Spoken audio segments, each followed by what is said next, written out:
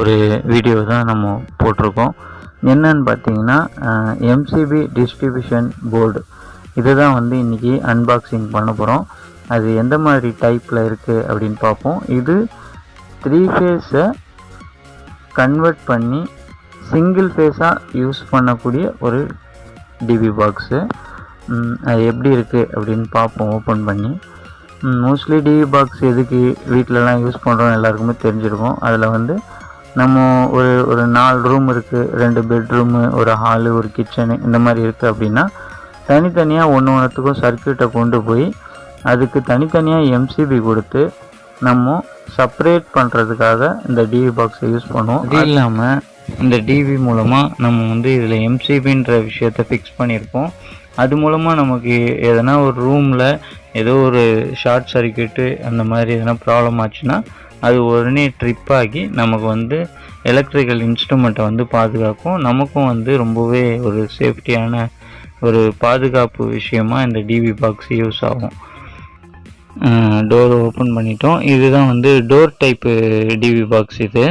இதே ஓப்பன் டைப்பும் வருது இதில்.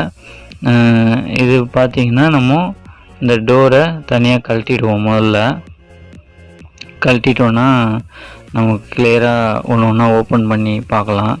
இது வந்து 8 எம்சிபி ஃபிக்ஸ் பண்ணக்கூடிய ஒரு டிவி பாக்ஸு. அது இல்லாமல் 3 இண்டிகேட்டர் RYB 3 ஃபேஸு வரும். அதுலேருந்து நம்ம அவுட்புட்டு சிங்கிள் ஃபேஸ் எடுத்துக்கக்கூடிய ஒரு டிவி பாக்ஸ். இது ஒரே ஒரு ரோட்டர் சுவிட்சு இருக்கும். இதில் ஒரே ஒரு ரோட்டர் சுவிட்சு ப்ளஸ் RYB 3 இண்டிகேட்டர். ஓப்பன் பண்ணுவோம்.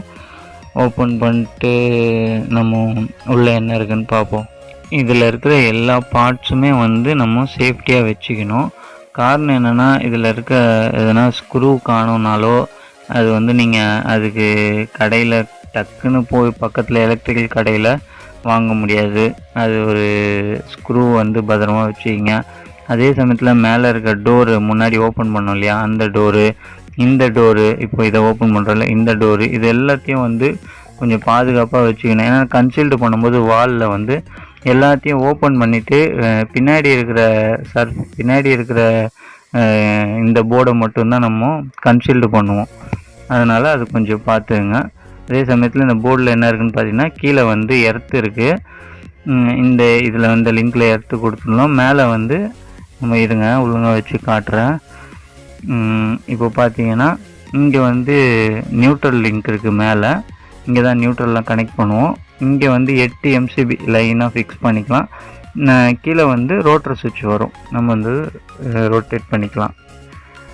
இதே இந்த டிபியை வந்து வாலில் ஃபிக்ஸ் பண்ணுறோன்னா இங்கே வந்து ஹோல் கொடுத்துருக்காங்க. இந்த ஹோலில் வந்து நீங்கள் ஸ்க்ரூ பண்ணிடணும். ப்ளக்கட்டையோ இல்லை ஃபிஷரோ போட்டு ஸ்க்ரூ பண்ணி ஓப்பனில் அடிக்கலாம். அதே சமயத்தில் இதுக்கு பின்னாடி வந்து நமக்கு எர்த்து கொடுத்துருப்பாங்க. ஏன்னா இது மெட்டலுன்றதுனால நம்ம எர்த்து கொடுக்கறது ரொம்பவே அவசியம். எர்த்து கொடுத்துடலாம். அதே மாதிரி பார்த்தீங்கன்னா உங்களுக்கு மேலே வந்து பைப் இருக்கிறதுக்காக மேலேயும் கீழேயும் நாக் அவுட் கொடுத்துருப்பாங்க. அது மூலமாக நீங்கள் எலக்ட்ரிக்கல் பைப்பு ஓப்பன்லேயோ கன்சீல்லையோ எந்த முறையில் நீங்கள் பண்ணாலும் பைப்பு வந்து உள்ளே இன்சர்ட் பண்ணுறதுக்கு நமக்கு இந்த நாக் அவுட்டை கொடுத்துருக்காங்க. ஓகே நண்பர்களே, இன்றைக்கி இந்த வீடியோ ரொம்பவே உங்களுக்கு யூஸ்ஃபுல்லாக இருக்கும்னு நம்புகிறேன். எலக்ட்ரிஷியனுக்கு வந்து இது புதுசாக கற்றுக்கிற எலக்ட்ரிஷியனுக்கு ரொம்பவே யூஸ்ஃபுல்லாக இருக்கும். ஓகே, பாய் நண்பர்களே.